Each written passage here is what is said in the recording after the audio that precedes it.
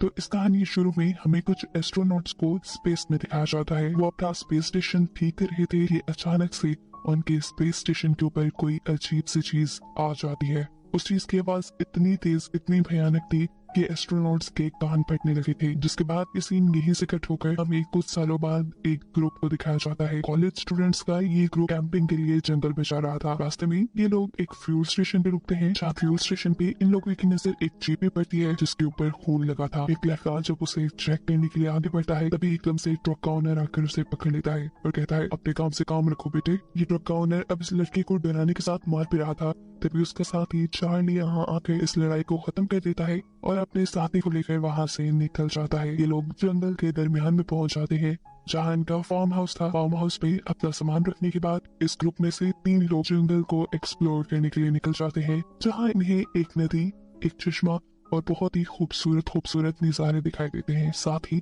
इन्हें एक छोटा सा हट पे मिलता है जिसके अंदर ये तीनों जाने का फैसला कर लेते हैं। अंदर जाने पे इन्हें मरे हुए जानवरों के बहुत से सर मिले थे और इससे इन्हें अंदाजा हुआ था कि ये हट एक हंटर का है, एक शिकारी का। थोड़ा अंदर जाने पे लड़की देखती है कि इसी हट के अंदर आर्मी के कम्युनिकेशन टूल्स भी हैं, जिन्हें देखकर ये हैरान हो जाते हैं। फिर इनकी नजर पड़ती है ऊपर लगी हुई तस्वीरों पर और ये लोग ये देखकर शॉक हो चुके थे कि ये हट किसी और का नहीं बल्कि उसी आदमी का है जिसके साथ फ्यूल स्टेशन पे इनकी लड़ाई हो गई थी। इस तस्वीर में वो एस्ट्रोनॉट के हुलिये में था, यानी वो एक एस्ट्रोनॉट था। इससे पहले कि उसके बारे में ये लोग कोई और अंदाजा लगाते, इन्हें वहाँ हलचल महसूस होती है। जरूर वो हंटर ही यहाँ पर आ रहा होगा, जिससे बचने के लिए ये लोग खिड़की से भाग जाते हैं। अपने घर पहुँचते पे ये लोग देखते हैं कि टीवी पे एक ब्रेकिंग न्यूज चल रही थी। बताया जा रहा था कि पूरी दुनिया के अंदर अजीब काले बादलों का एक तूफान नजर आने लगा है आसमान में। पहले तो ये लोग इस न्यूज को इग्नोर कर देते हैं और फिर देखने को मिलता है कि इनके एरिया के पास भी ऐसा ही एक काला बादल नजर आ रहा है, जिसकी ये लोग भी तस्वीरें बनाने लगते हैं। सीन कट होकर हमें यूएस मिलिट्री का एक सीन दिखाया जाता है, जो भी उसी ब्लैक क्लाउड के बारे में बात कर रहे थे। और यहाँ हमें मालूम होता है कि वो ब्लैक क्लाउड असल में बादल नहीं बल्कि एलियन स्पेसशिप है। साफ मतलब है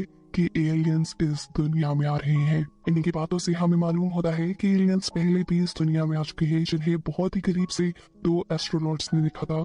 उन्हीं में से एक एस्ट्रोनॉट को ये लोग अब इन्वेस्टिगेशन के लिए अपने पास बुलाते हैं।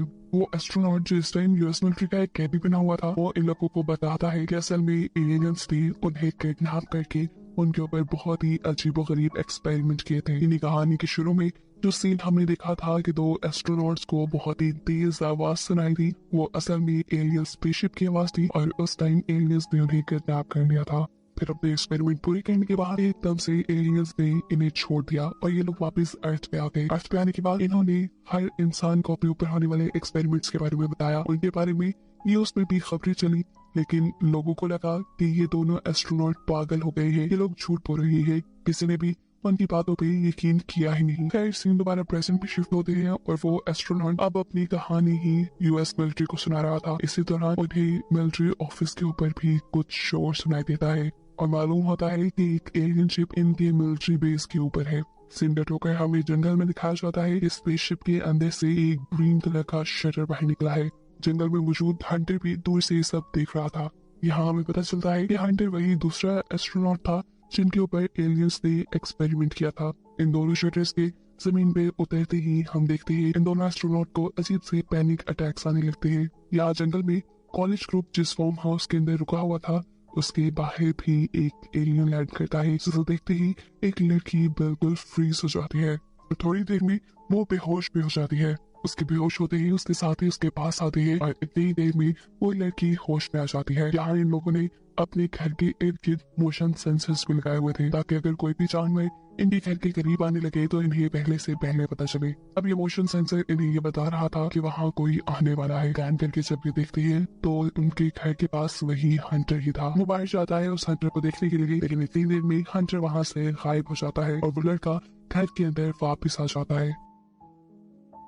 इस लड़की का नाम था रॉ। उसके घर की एंट्री की तरफ बढ़ते ही हम उसके घर के बाहर एक चिपचिपी सी चीज देखते हैं, जिसके ऊपर उसकी भी नजर पड़ जाती है और वो डर के घर के अंदर भाग जाता है। हमें देखने को मिलता है कि इनके घर के इर्द भी बहुत से एलियंस थे। ये बात जानकर ये सब बुरी तरह डर चुके थे। अचानक ही इन्हें अपने किचन में से कोई आवाज आती है। लोग वहाँ जाकर देखते हैं तो इन्हें जेली फिश की तरह एक एलियन ड्रोन नजर आता है। ये जेली फिश जैसा ड्रोन इनके पूरे घर में ऐसे घूम रहा था जैसे वो उनके घर की इंस्पेक्शन कर रहा हो। ये सब लोग उससे डर रहे थे, लेकिन ये बिना इन सबको नुकसान पहुंचाए वहां से निकल जाता है। अब इन सबकी सबसे बड़ी परेशानी ये थी कि एक एलियन भी इनके घर में घुस चुका था, जिसको मारने के लिए वो अंधाधुन यहाँ फायरिंग करना शुरू कर देता है और ऐसे में एक गोली उसकी दोस्त कारा को ही लग जाती है। ये लोग उसे बचाने के लिए जल्द से जल्द यहाँ से लेकर जाना चाहते थे, लेकिन जब तक ये लोग गैरेज में पहुंचे तब तक उस लड़की की मौत हो चुकी थी। अब ये चीज रॉ की दिमागी हालत को खराब कर चुकी थी कि उसने खुद ही अपनी दोस्त को मार दिया। इसी खराब दिमागी हालत के चलते वो अपने बाकी दोस्तों को भी शूट करने लगता है और तब मजबूरन चार्ली को उसे रोकने के लिए उसका हाथ जख्मी करना पड़ता है। ये सब लोग पैनिक होकर यहाँ से भागने लग जाते हैं। वो जो इनके साथ गाड़ी में नहीं था, एकदम से वो इनकी गाड़ी के सामने आ जाता है अपनी पिस्टल लिए।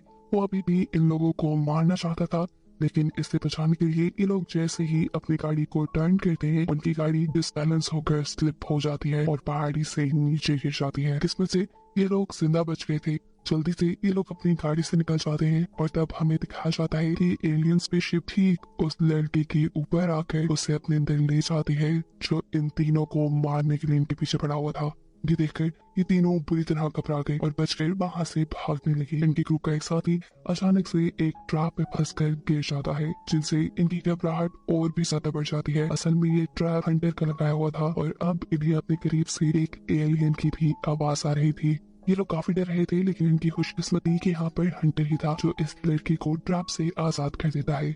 लेकिन क्योंकि हंटर को भी ये बात मालूम थी कि यहाँ करीब एलियन है, इसलिए एकदम से हंटर यहाँ से गायब हो गया। अब वो एलियन जो आहिस्ता आहिस्ता इन बच्चों के ग्रुप की तरफ बढ़ रहे थे, तभी में से एलियन हंटर के बिछाए जाल के अंदर फंस जाता है और ये देखकर हंटर तो जैसे खुशी से पागल ही होने लगा था। एलियन को पकड़ने की खुशी में ये इन बच्चों को भी रेस्क्यू करते हुए अपनी हट में ले आता है।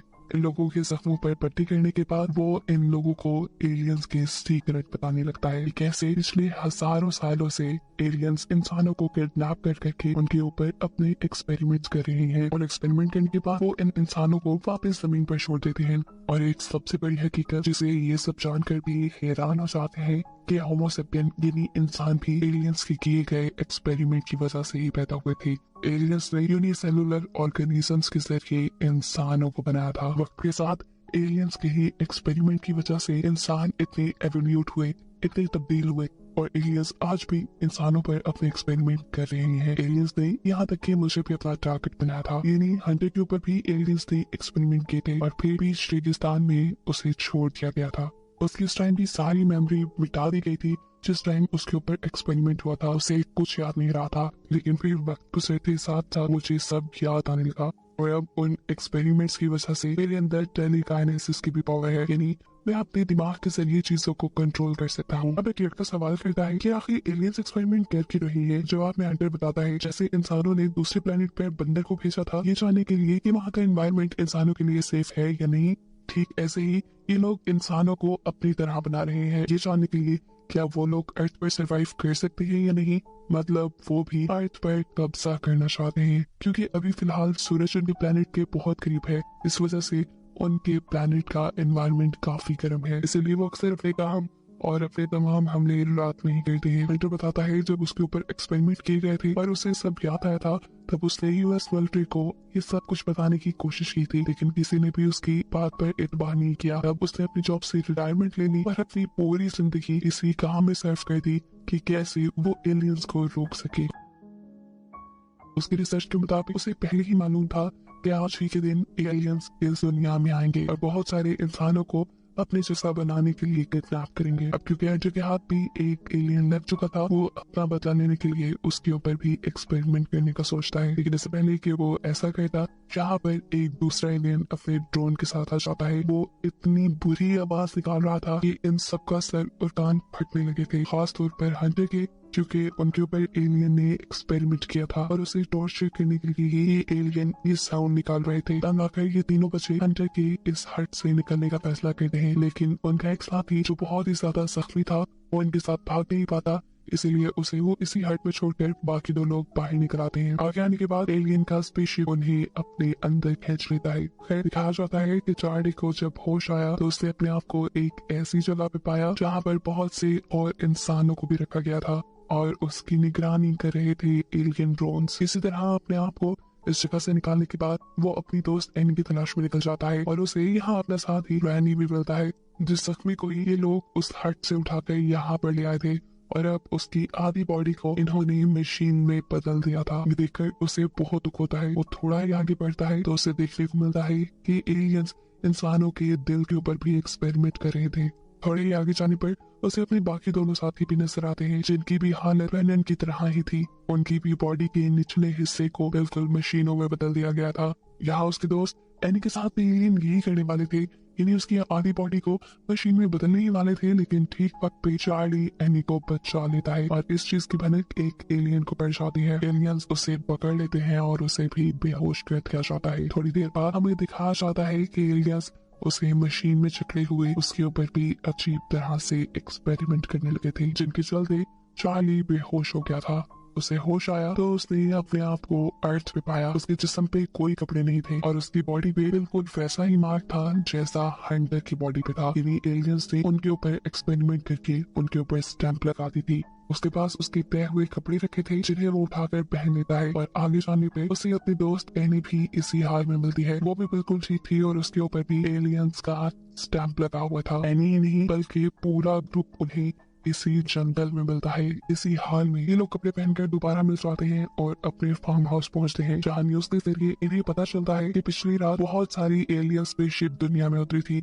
उन्होंने बहुत सारे इंसानों को किडनैप किया और फिर उन इंसानों को वापस अर्थ पे छोड़ दिया। इंसानों के जिस्म पे एलियंस ने मार्क छोड़ दिए हैं और अगर कोई एक्सपेरिमेंट या कुछ भी इंसानों के साथ किया गया है तो उसके बारे में इंसानों को कुछ याद नहीं। एलियंस तो अपने प्लेनेट पे वापस लौट रहे थे, लेकिन अब न्यूज में यह बताया जा रहा था कि इन इंसानों को यूएस मिलिट्री वाले अब दूसरे इंसानों के लिए खतरा मान रहे थे। इसलिए यूएस मिलिट्री इन सभी इंसानों को पकड़ने का ऑर्डर दे देती है। ये लोग भी जानते थे कि इन लोगों को भी जल्द ही पकड़ लिया जाएगा, क्योंकि इन सबकी बॉडी पे भी एलियंस के निशान थे। बिना वक्त आया कि ये लोग अपने घरों के लिए निकल जाते हैं, लेकिन रास्ते में ही पुलिस इन्हें रोक लेती है। अब तो ये पकड़े ही जाते। इससे पहले कि सब उन्हें पकड़ लेते, चार्ली वक्त रहते ही अपने अंदर की टेलीकाइनेसिस पावर को ऑब्जर्व कर लेता है और इन्हीं पावर्स का इस्तेमाल करते हुए वो पुलिस ऑफिसर की गन को उनके हाथ से छीनकर खुद पकड़ के उनके ऊपर हमला कर देता है। उसकी फायरिंग के जवाब में पुलिस वालों ने भी यहाँ फायरिंग की थी, जिसके चलते उसके काफी सारे साथी मारे गए थे और इसके बदले में चार्ली ने भी उन सारे पुलिस ऑफिसर्स को मार दिया था। यहाँ जख्मी हुई उसकी दोस्त एनी एकदम से अपने आप को खुद ही ठीक कर लेती है, यानी उसके अंदर हीलिंग की सुपर पावर आ चुकी थी, जिसके बाद वो उठकर अपने सभी साथियों को भी हील कर देती है और ये सब भी जिंदा हो जाते हैं। और ऐसे हमें मालूम होता है कि ये लोग इमोर्टल हो चुके हैं, यानी ये अब कभी नहीं मरेंगे। कहानी के आखिरी सीन में हमें दिखाया जाता है कि वही काले बादल जिसके अंदर से एलियन स्पेसशिप निकली थी, वो अब अर्थ के ऊपर मंडरा रहे थे, जिन्हें इन तीनों ने देख लिया था और इन्हीं को दिखाते हुए ये कहानी यहाँ खत्म हो जाती है।